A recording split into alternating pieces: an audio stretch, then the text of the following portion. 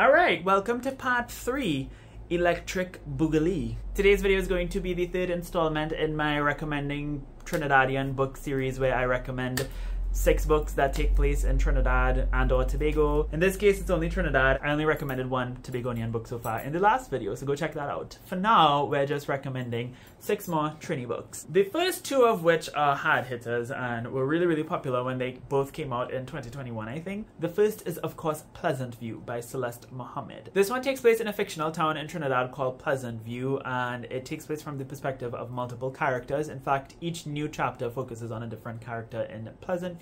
That's why it's a novel told in stories. So even though we focus on different characters, their lives are all intertwined. We follow the man who's cheating on his wife, and then in the next chapter we follow the woman who he cheating on, and then we follow the wife, and then we follow, that's how it's going. You know, we follow everybody, right? And all their business. This book is just pure bacchanal. It kind of centers around election time. It doesn't go too much into that, but that's sort of like the main catalyst for a lot of the things that end up happening in the story. The story addresses so much about Trinidadian culture and a lot of the dark things about Trini culture as well, like, you know, religious extremism, drug stuff, police corruption, political corruption, violence, homophobia, classism, and economic disparities. Lots of really not great things. Ultimately, it is also, I think, a celebration of so much of who we are as Trinidadian people. Despite all of those things that draw lines between us, this is a story that celebrates the connections that we all share and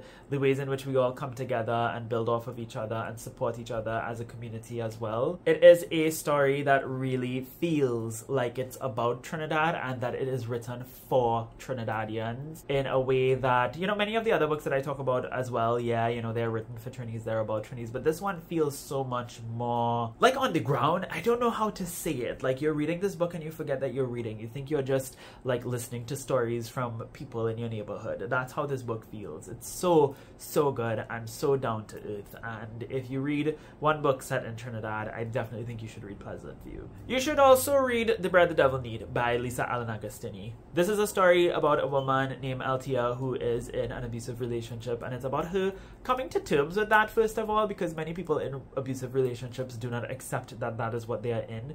It's about her reconciling with her past and having to deal with the fact that she has been abused all of her life, so what she's facing in her relationship is nothing new. But if she continues to put up with it, it could mean the end of her life. So it's about her deliverance from it. It's about her navigating and coming to terms with it, and it is such a compelling story. Like, something about this book, even though there's not like this big mysterious plot or anything like that, I read this in like 2 days. Pleasantview as well, actually. I read this in 2 sittings. These are the types of books that you could just devour. They are 2 stories that I think you should definitely read if you're looking to read something that is more digestible than perhaps some of the like Trini classics that people always recommend, and that feels so real and contemporary and so relevant to, you know, who we are today and where we are today. Another book that felt so contemporary and so modern that I've read is this collection of short stories. It's called The Dreaming by Andre Baghoo. Now, this collection focuses mostly on the experiences of queer Trinidadian men and the struggles that they face, but specifically the internal struggles. And that's what makes this book different. I think a lot of queer Caribbean literature tends to focus on the external trauma, the homophobia from society at large.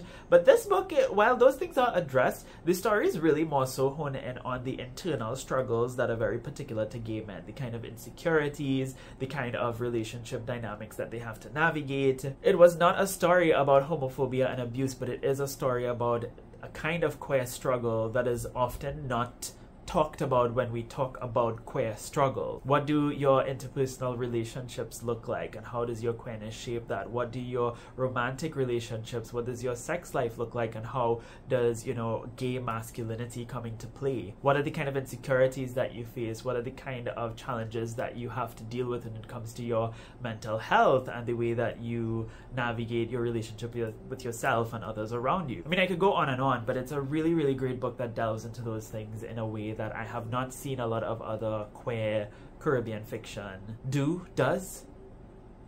did. Speaking of queer Trinidadian fiction, though, I have to talk about Shani Mootoo again. I talked about her in the first 2 videos, and I will be talking about her again, and I might probably talk about her in the next couple of videos as well. So this is her debut novel, Cereus, Bread the Devil Knead. It's the book that she's probably most known for, and it's definitely like her magnum opus. This is such a fantastic story. It takes place on a fictional Caribbean island called Lantana, which is very much inspired by Trinidad, and it's set around specifically the context of the Presbyterian movement trying to convert Indians to Christianity, which was a thing that happened especially in the early 20th century. We had these white people from Canada coming down and trying to like convert Muslim and Hindu Indians, mostly Hindu Indians, to Christianity, and it was a whole thing. And so Cereus, Bread the Devil Knead, it takes place in the context of that, but we focus specifically on Mala Ramchandin, this sort of like, you know, quote-unquote batshit crazy old woman from the neighborhood who ends up being sent to this like nursing home for older people, and she meets a nurse named Tyler